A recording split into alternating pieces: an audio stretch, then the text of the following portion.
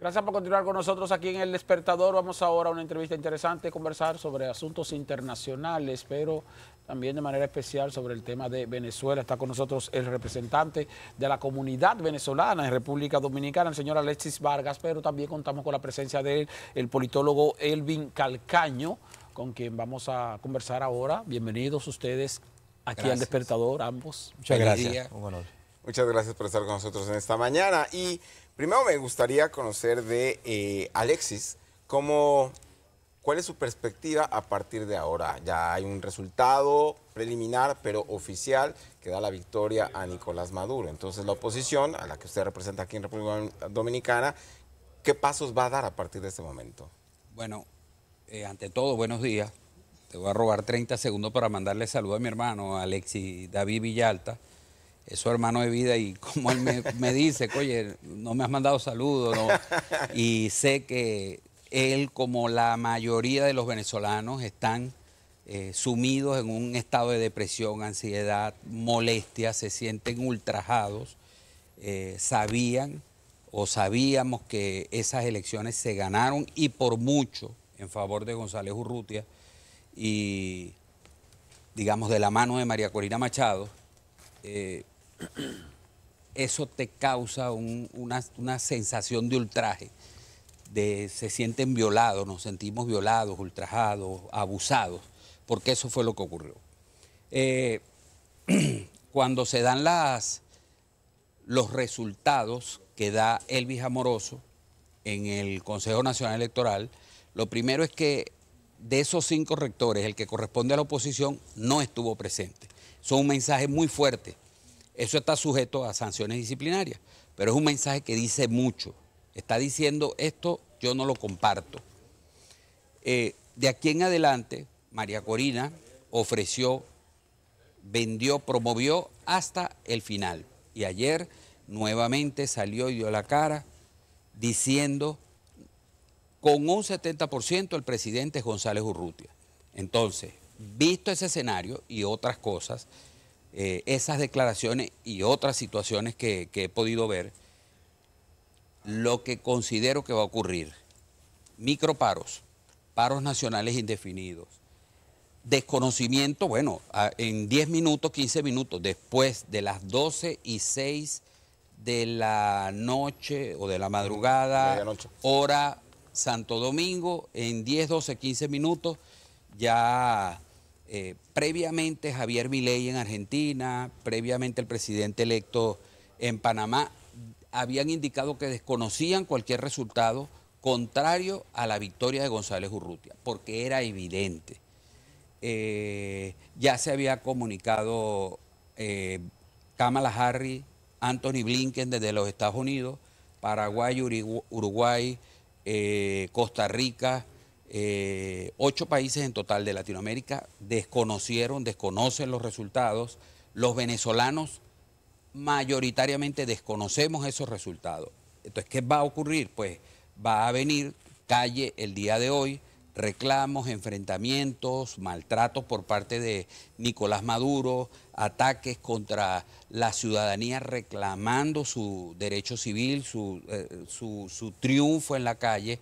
Y esto se va a extender por un buen rato, amén de que vuelven otra vez en el corto plazo las sanciones, los embargos, el desconocimiento total del gobierno de Nicolás Maduro, porque es fraudulento, no tiene legitimidad, no tenía, ni siquiera este Consejo Nacional Electoral tiene legitimidad, porque es un consejo que fue producto de un atentado contra la Constitución, y como es producto de un atentado contra la Constitución, todos los actos en la República Dominicana es el artículo 73 de la Constitución, en Venezuela el 119, actos que subvierten el orden constitucional, toda autoridad usurpada es nula de pleno derecho y produce la nulidad de todo lo que de esta se derive. Bueno, y eso es lo que va a pasar en Venezuela, desconocimiento total.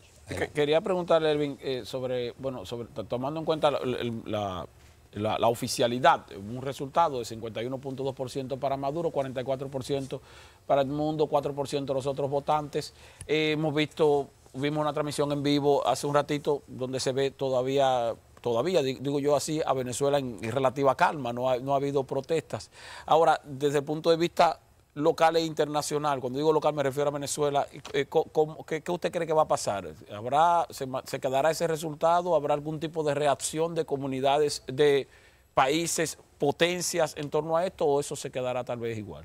Sí, yo creo que el escenario clave de lo que pasó ayer en Venezuela, o bien de lo que venía ocurriendo en este contexto electoral o ciclo electoral, es ahora, que es el escenario postelectoral.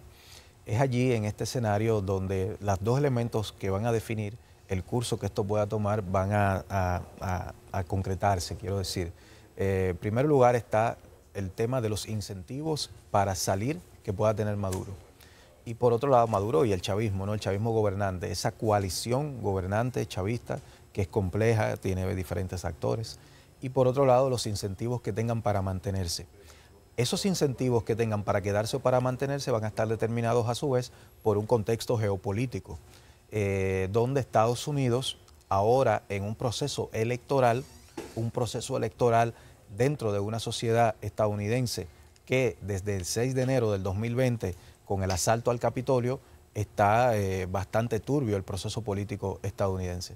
Entonces, lo que me parece a mí es que una serie de factores externos e internos son los que van a definir el curso de lo que pueda tomar en Venezuela, que eso todavía no está muy claro. En términos de, vuelvo y digo, qué incentivos pueda tener para salir o para quedarse el sector que gobierna. Por otro lado, hay un elemento que es clave también, que es que el fraude, si hubo tal fraude, que es una posibilidad, efectivamente, pero eso se tiene que demostrar técnicamente. Para demostrar un fraude técnicamente se tienen que contar aproximadamente un 80% de las actas y una serie de elementos que yo creo que la comunidad internacional, sobre todo el Partido Demócrata en Estados Unidos, va a esperar ver eso para tomar un posicionamiento claro en términos de si, no creo que reconozcan en ningún escenario, por lo menos hasta que pase la elección en noviembre, al gobierno venezolano, pero para dar ciertos espacios para negociar, que en ese caso, digamos, si no se puede demostrar técnicamente el fraude, yo creo que ellos van a tender a negociar una permanencia de Maduro para que la situación venezolana no enturbie mucho el proceso electoral estadounidense, teniendo en cuenta un contexto geopolítico complejo, donde se podría abrir incluso una guerra en el Líbano en esta semana, y eso implicaría una guerra regional en Medio Oriente, por tanto el encarecimiento del petróleo y en consecuencia el encarecimiento de la gasolina en Estados Unidos. Pudiéramos decir exactamente que Estados Unidos está ocupado, los estadounidenses están ocupados en lo suyo. Está ocupado, el escenario geopolítico es complejo y no es lo mismo que en el 2019, que con la proclamación de Guaidó que ocurrió en aquel año, hubo un posicionamiento bipartita en Estados Unidos solícito de todo el Partido Demócrata y todo el Partido Republicano apoyando el no reconocimiento de Maduro. Yo no lo veo tan claro ahora. Sí, y además este año es un año muy complejo electoralmente. Prácticamente la mitad de todo el planeta estaba celebrando elecciones. En la Unión Europea lo vimos, un avance muy importante de la derecha, una derecha muy dura. Ahora tenemos las elecciones en Estados Unidos con un Donald Trump también muy bien posicionado, una posible crisis que se ha dado en el Partido Demócrata con la renuncia tardía del presidente Joe Biden a sus posibilidades de reelección. Entonces con este avance de la derecha europea, ¿cuál es la posición de la Unión Europea con respecto a Venezuela?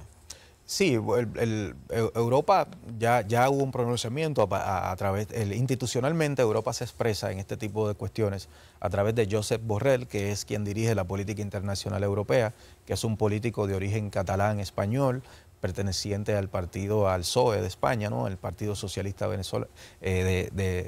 español, pues, que es la centroizquierda, no es la izquierda como tal, ni siquiera, y mucho menos izquierda radical, vamos a decir. Yo creo que en Europa va a estar muy en consonancia con Estados Unidos en el sentido de esperar que se pueda demostrar el fraude, si lo hubo, en términos técnicamente, matemáticamente, ¿no? Y políticamente, para ellos posicionarse. Y como señalabas, ¿no? Para Europa es complejo porque ha habido un avance de la ultraderecha allá ¿no? en el llamado viejo continente, si bien ese avance de la ultraderecha en Europa tiene unas claves internas que tienen que ver con la migración, que tienen que ver con los efectos de las políticas de austeridad que se empezaron a aplicar a partir del 2009, la famosa troika que provocó, entre otras cosas, la caída del gobierno griego de Siriza, ¿verdad?, etcétera. Tiene unas claves internas, ese avance de la ultraderecha muy propias de Europa. No obstante, claro, eso marca mucho de lo que puede ocurrir ahora, porque dentro del conflicto político europeo hay voces de los sectores de ultraderecha que están pidiendo una posición muy dura contra Maduro hoy día, mientras que en gobiernos como el español, en gobiernos como, entre otros de Europa, la posición me parece a mí que ya desde ayer quedó marcada es: vamos a esperar, si se demuestra el fraude, vamos a hacer un planteamiento. Pero ¿qué y tan si no, importante es Venezuela en este momento para esas grandes potencias, Europa y Estados Unidos, como para ponerle atención? Para esta Europa no tanto, sobre todo tienen una importancia, vamos a decir, política. Ahora, para Estados Unidos sí, porque para Estados Unidos Venezuela representa garantizar combustible barato en un escenario de una guerra en Medio Oriente, donde se ha demostrado que con el gobierno actual de Israel ellos no tienen control claro de eso. Y una guerra, si se abre, como decía en el Líbano, implicaría una guerra regional, por tanto el encarecimiento del petróleo. Alexis, tal como dice Elvin, habría que hacer una denuncia de fraude, iniciar un proceso de revisión de actas, y ese proceso de revisión de actas, tomando en cuenta que la Comisión Nacional Electoral de Venezuela ha dado como resultado una ventaja para Maduro de 7 puntos porcentuales. Puede ser estratégico esto, porque tal vez haya una revisión de actas y se determine que ciertamente hubo irregularidades, pero que esas irregularidades te muevan 4 puntos, 5 puntos, y aún como quiera Maduro quede arriba. O sea, esa situación puede que se dé, y tal vez por eso vemos esa... O sea, lo digo es porque es difícil desmontar con una revisión de actas 7 puntos porcentuales de ventaja. Eso es mucho. Sí. Fíjate el error tan grave de la declaración de Elvis Amoroso ayer, que dice: ya tenemos la revisión o el conteo del 80% de las actas. En una elección de 11.7 millones, el 20% restante son más de 2 millones de votos, 2.350.000. Si tú estás dando 5 millones y algo y 4 millones y algo, 2.7 millones hacen cualquier cosa en ese resultado. Eso que queda hace cualquier cosa en lo que tiene. Ese es el primer fenómeno. Sí, pero eso asumiendo que los 2 millones que faltan sean un 90% a favor del mundo, lo cual no es real. Señor, basta que fuera... O no es determinante, digo. Es muy determinante, porque 2.350.000 en una diferencia de 800.000 votos, oye, no tiene que ser el 100% de ese 20% que te queda, no lo es. Pero en todo caso, no puedes asumir que es una proyección que está marcada. De hecho, ellos sacan una gráfica inventada, hecha en Excel, donde Maduro estaba muy alto, va bajando, Urrutia estaba muy bajo, fue subiendo y se iban acercando. Eso quiere decir que la tendencia era a cerrarse o cruzarse las curvas. Ahí comienzan los errores. Otra cosa es que ya se tenía conocimiento, se tienen las actas, las copias de las actas, porque cerrando mesa a cada quien le daban su acta. Y esas actas develaban que María Corina Machado y Edmundo González tenían una ventaja muy abultada. Eso es lo segundo. Si hubiese un conteo, tú me has hablado de un proceso administrativo, que es lo primero, se revisa en el Consejo Nacional Electoral. En esa revisión, que no va a ocurrir, no la van a permitir, si esa revisión ocurriera, se destapa la verdad, que es un margen muy amplio a favor de González Urrutia. Si no ocurre, que no va a ocurrir, y vas al Poder Judicial a intentar obligar a que se revise, que tampoco va a ocurrir, y si ocurre, no van a prestar atención, porque esa es la conducta, ese es el estándar, esa es la forma en que siempre opera el régimen, en este caso encabezado por Nicolás Maduro. En Venezuela, lo escuché hablar, el propio madurismo tiene dos equipos, uno que encabeza Diosdado Cabello y comparte, y el otro, Maduro, los Rodríguez y comparte. Ustedes hablaban de que las negociaciones las prebendas para que se pudiera salir de esto. No es que eso está a futuro, eso ya estaba negociado. ¿Qué tiene Maduro? Maduro tiene 15 millones de dólares por su cabeza en los Estados Unidos y una acusación muy avanzada en la Corte Penal Internacional. Karim Khan, fiscal general de la Corte Penal Internacional, ya estuvo en Venezuela, ya hizo planteamientos y le dijo a Maduro y compartes hasta dónde puede llegar para archivar esa acusación en favor de Nicolás Maduro y un grupo, pero no pueden ser todos, no entran en el barco todos. Y Cabello, principalmente, no entra en el barco. Por otra parte, lo que está en los Estados Unidos, en este caso Kamala Harris, ya había negociado que los rectores del Consejo Nacional Electoral, militares y policía venezolanos, quedaban limpios totalmente y no tienen persecuciones y le quitan esos precios a sus cabezas. Entonces ya la negociación, el panorama estaba planteado.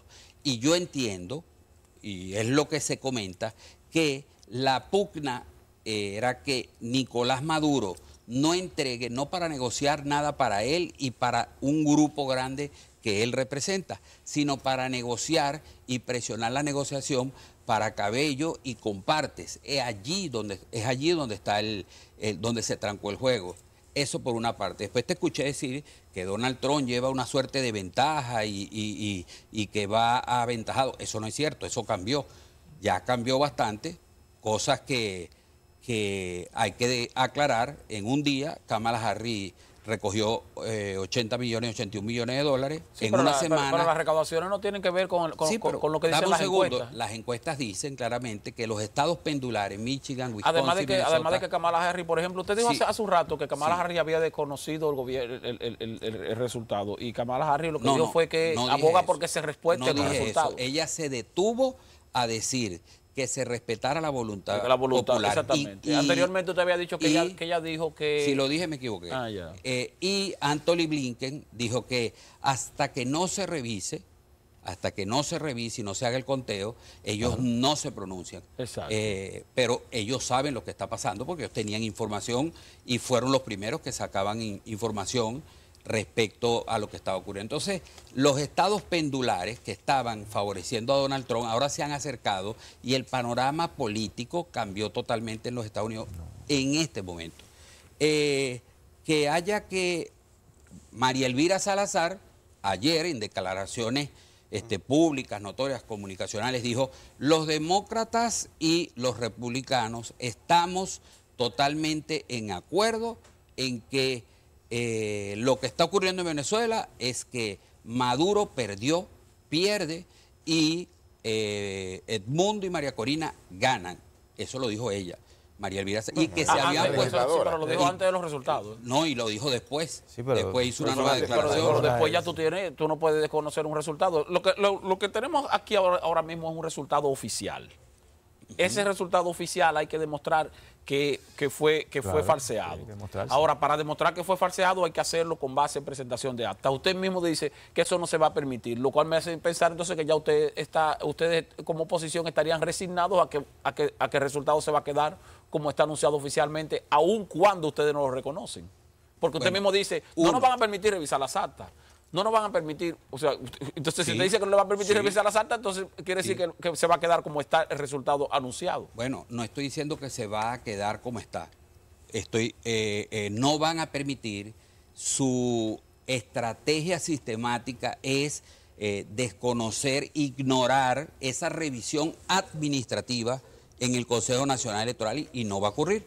Y desde el punto de vista judicial, pues está secuestrado el Poder Judicial, no hay institucionalidad. Entonces no hay vías pacíficas, no hay vías, hasta la vía electoral, que era lo último que quedaba, la cerraron esa puerta. Entonces, ¿qué va a ocurrir?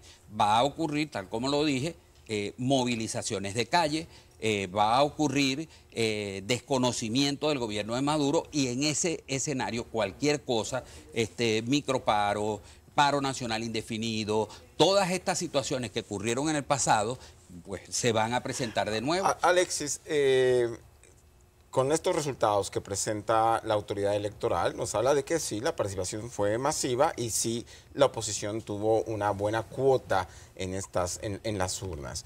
Pero me pregunto si para las elecciones legislativas que vienen próximamente, las elecciones municipales que también están previstas próximamente, la población podría sentirse desanimada, defraudada y no acudir masivamente a votar como lo hicieron en esta ocasión, por un lado. Y por otro, usted nos habla de posibles ya manifestaciones. Lo que veremos nuevamente son las protestas en la Plaza Francia, como ocurrió de hecho de hace 10 años, donde era casi una cita obligada. A partir de las 4 de la tarde estaban estos jóvenes encapuchados en la Plaza Francia, pero en realidad no generaron cambio como tal. Entonces me gustaría conocer estos dos puntos de vista. Sí, me hiciste dos preguntas, te las voy a responder, pero voy a comenzar por la segunda. La Plaza Francia no fue de Altamira hace 10 años, eso fue en el 2002, 22 años.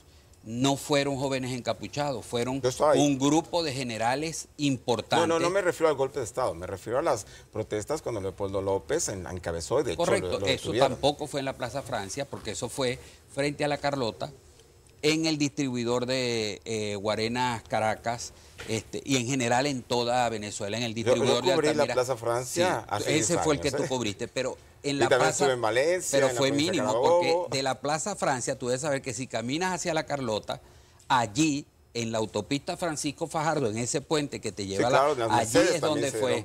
Exactamente. Pero lo que digo, eran como emblemáticas. La Plaza Francia a las 4 de la tarde todos los días comenzaban. Se reunían, pero las protestas que trajo como consecuencia muertos fue muchos muertos, jóvenes, estudiantes, fueron en distribuidores en muchos lugares. O sea, no estuvo reducido a un punto y no lo estará ahora reducido a un punto. O sea, y aquí en el país veremos algún tipo de movimiento de parte de la comunidad venezolana, no sé, quizás protestas fuera de la embajada, acudir a organismos internacionales, o sea, buscar apoyo del gobierno. Indudablemente que sí, o sea, habrá movilizaciones frente a la embajada para elevar nuestra voz reclamando este hurto, este robo, este ultraje del que fuimos objeto y reclamando que se respete la vía electoral. Y en ese sentido me voy a la segunda pregunta que me hiciste.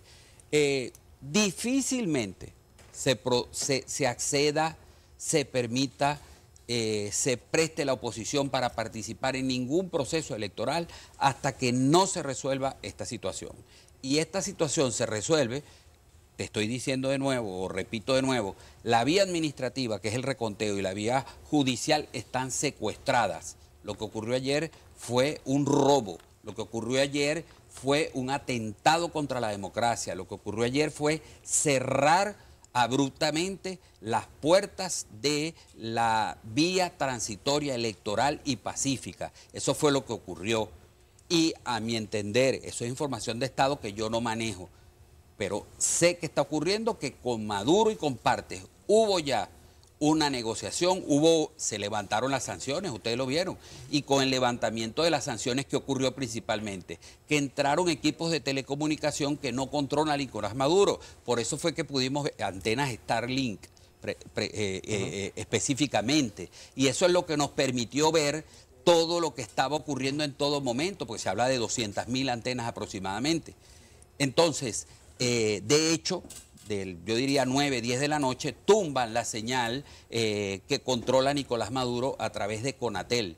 Y al tumbar esa señal ya no había, ya ellos empiezan a mover su maquinaria de desconocimiento de la soberanía popular.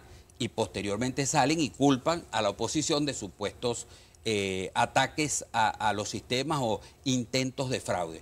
Ahora, eso por esa parte. Quería preguntarle, Elvis, con relación a esta parte de que efectivamente Estados Unidos ha levantado o ha flexibilizado su posición con el gobierno de Maduro, tomando en cuenta elementos internacionales que le impiden acceder a otros mercados y que tiene a Venezuela como quiera cerca ahí.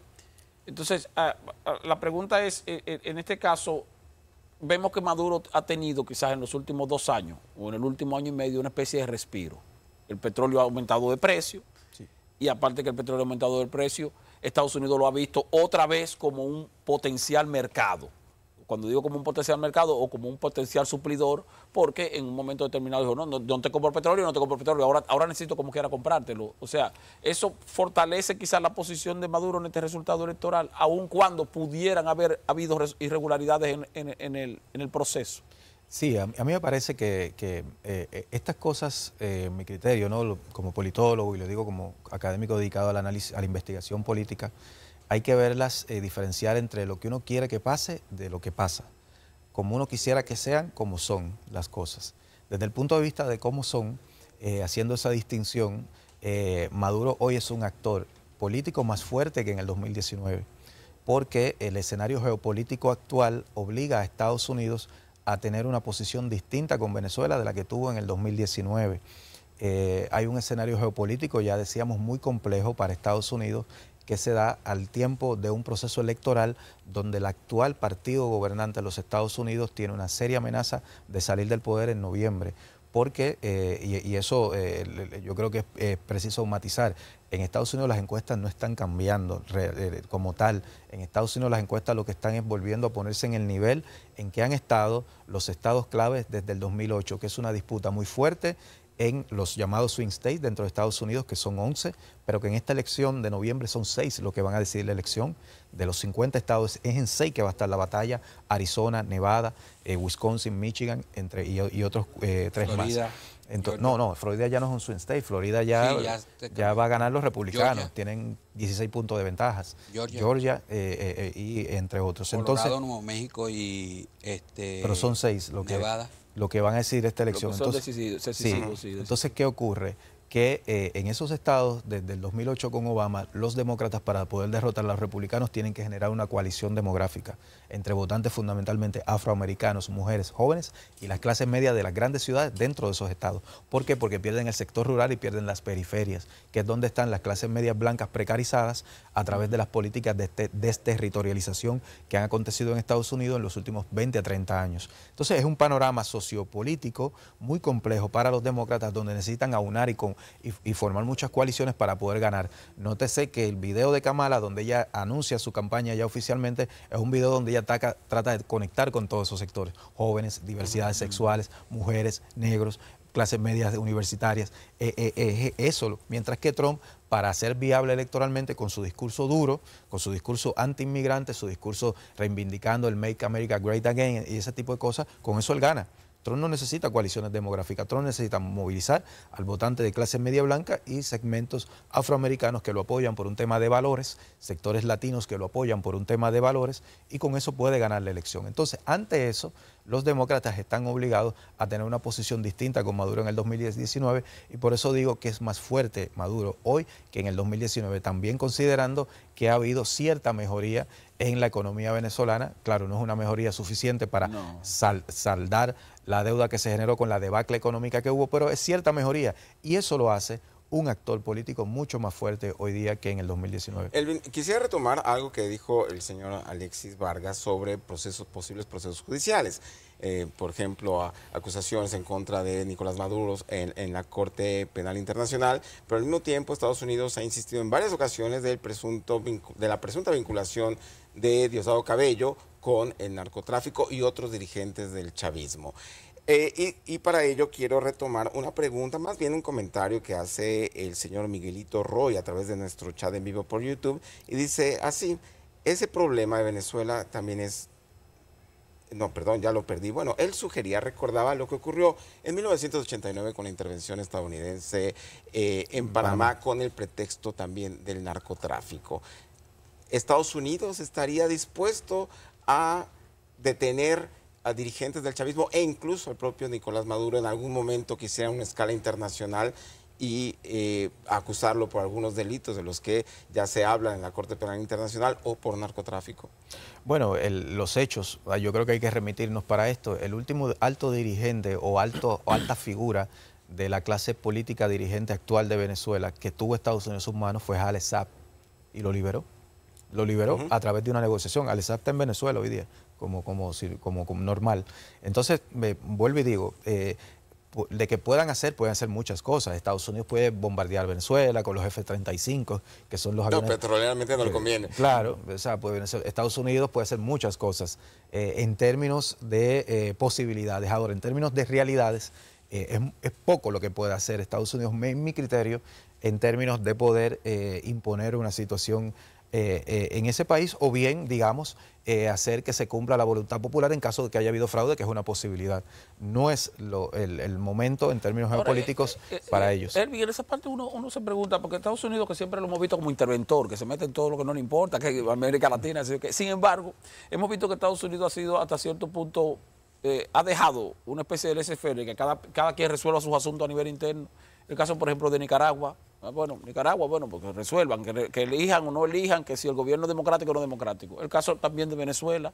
El mismo caso también de Haití, donde Estados Unidos, es una fuerza, nosotros lo apoyamos, pero que sea otra fuerza la que intervenga.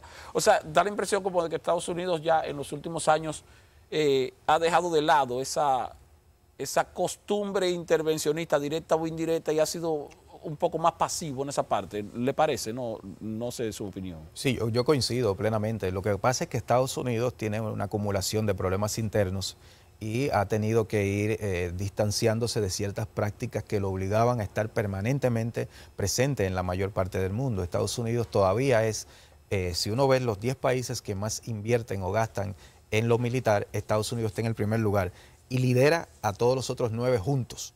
Los lidera. Todos los otros 9 de los primeros 10 países en términos de gasto militar no gastan tanto como Estados Unidos. Y al mismo tiempo Estados Unidos tiene un problema de opiáceos, más de 100.000 muertos al año allí, sobre todo por ahora el tema del fentanilo. Estados Unidos tiene un problema muy serio, y yo que me formé en el sistema educativo de estadounidense, lo conozco de primera mano, que es de endeudamiento juvenil a través de los jóvenes que necesitan endeudarse para poder estudiar en las universidades. Estados Unidos tiene un problema de estancamiento de los salarios de las clases medias de los últimos 30 años. O sea, tiene una serie de problemas que atender a nivel interno, y por otro lado, él en el mundo ya se está configurando en los hechos una dinámica multipolar de potencias que tienen áreas de influencia. China tiene la suya, Rusia a su modo tiene la suya, y Estados Unidos yo creo que va a estar compelido dentro de poco a ver a América Latina como un área de influencia, pero ya no da la perspectiva del hegemón global que en su momento lo fue, para bien o para mal. Los imperios tienen intereses, no son ni buenos ni malos, tienen intereses.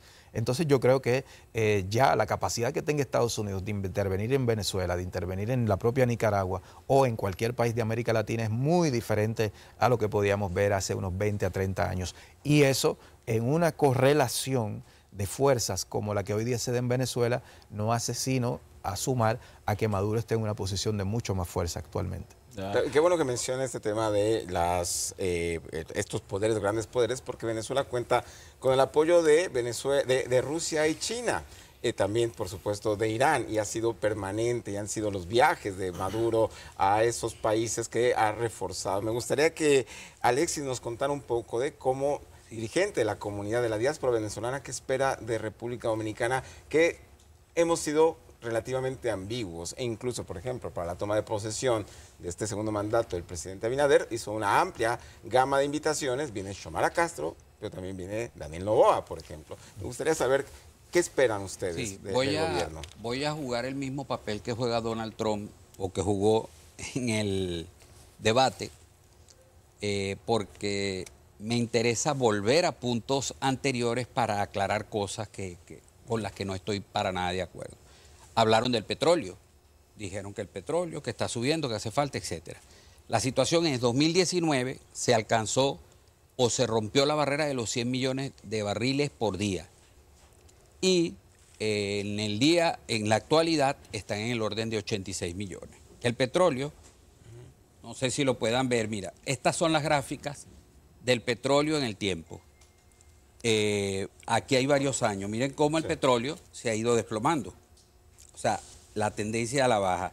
Y si nos acercamos... Pero esas gráficas del precio del petróleo es de la producción venezolana. El precio del petróleo. Y si nos acercamos, vemos que la situación es que el petróleo baja. De hecho, está rondando los 76. Bueno, tuvimos hace alrededor de 8 años con $125 por barril. Pero venimos de 90 a 77 en menos de un año. Es decir, lo que está es bajando, no subiendo. ¿Qué significa eso? De acuerdo con la barra que usted está mostrando, la barra que usted está mostrando lo que muestra es una tendencia al alza. No, como hacia la alza. Bueno, veo una tendencia, bajó y ahora veo una tendencia al alza. Bueno, pero bajó desde Lo que está bien, está bien. Si nos vamos a los precios históricos, está bien. Ahora, lo que me refiero es a que en este momento el precio del petróleo tiene un nivel relativamente competitivo que coloca a Venezuela en una mejor posición económica. Hoy está en 77.08, es el último precio que está arrojando, y hace una semana era 83. Una semana, exactamente. Entonces, pero hace 2 años era 75. Entonces, cuando tú lo tienes más bajo y ahora lo tienes en un precio competitivo. No tengo el tiempo para sacarlo en este momento porque el tiempo aquí es oro, es rápido. Sí, claro. Entonces no te lo puedo mostrar, pero si te lo muestro, se ha desplomado en un año al menos 10, 12 puntos. Eso es así. Lo puedes revisar y cualquiera lo puede revisar. Eso es uno respecto al petróleo. 2, Venezuela y la producción petrolera o el interés en petróleo en Venezuela. Eso no es del todo cierto tampoco. ¿Por qué? Porque en este momento Estados Unidos tiene un consumo energético, no petrolero, un consumo total energético, petróleo, gas natural, GLP, hidroeléctricas, solar, termosolar, etcétera, eólico, que tiene un superávit de 6 millones de barriles de petróleo en equivalente al día. Es decir, tiene más energía producida que consumida.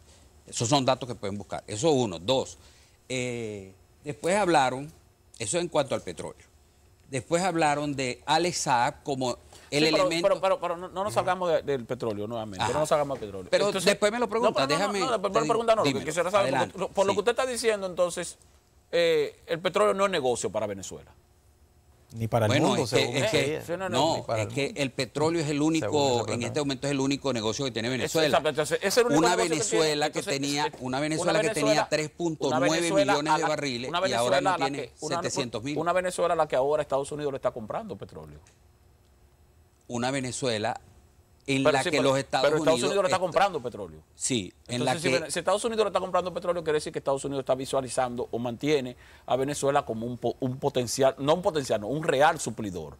El nivel eso no está en discusión, 100%. Entonces, eso quiere decir que Estados Unidos, como quiera que sea, está haciendo negocio. Pero en el corto, mediano plazo, en una década, 2 décadas, no es Venezuela, todavía no juega un papel preponderante el petróleo venezolano. Ojo, a menos que ocurra algo Pero si hablamos de una posible guerra que va a venir, y venimos de la guerra de Ucrania, venimos del cierre del Nord Stream 2 de Rusia, cerrado totalmente, si venimos, de gas, pero estamos hablando de energía, hidrocarburos, que todo eso tiene que ver. Si tú cierras eso, ¿de dónde sale la energía de forma natural del petróleo para complementar eso? Si venimos de esa situación, si venimos del tema Israel-Palestina, Hamas, si venimos de todos esos temas y no impactó el precio del petróleo, y de hecho hay un superávit de petróleo en el mercado en este momento, pues no podemos pensar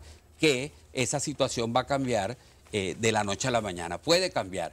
Y volviendo a la pregunta que le hacía sobre el... Me interesa mucho, este punto de Alex Saab es muy importante, porque no es ningún bastión, ni fue ningún que está libre, que ya lo soltaron, no.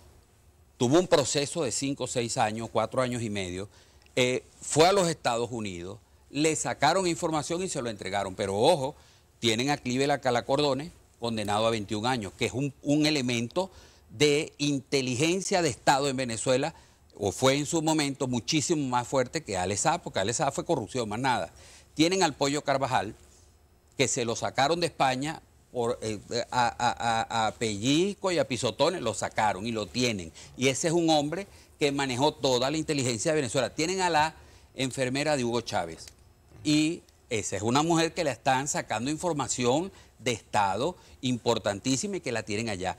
Y han, en los últimos 2 años, han bloqueado, han perseguido, han apresado a otro grupo muy importante, digamos, de menor nivel, pero que son elementos muy importantes y que dan mucha información. Entonces hay que ser cuidadoso con entender de que Alex Saab es como... No, Alex Saab lo que hacía era corrupción y robo con un tema de las cajas CLAP y eso. Pero estos otros, sí, son personas que manejan inteligencia de Estado y que están allá Cuando lo retenidos. apresaron no fue eso lo que se decía. Bueno, pero eso fue, lo pueden buscar. O sea, el tema de él es un tema de corrupción de 20.000 millones de dólares con todos los ribetes que le pueda buscar, asociados a llevar comida desde México a Venezuela, etcétera, etcétera. Y algunas operaciones se hicieron a través de los Estados Unidos. Un tema más de dinero que otra cosa. Los que están retenidos son personas de inteligencia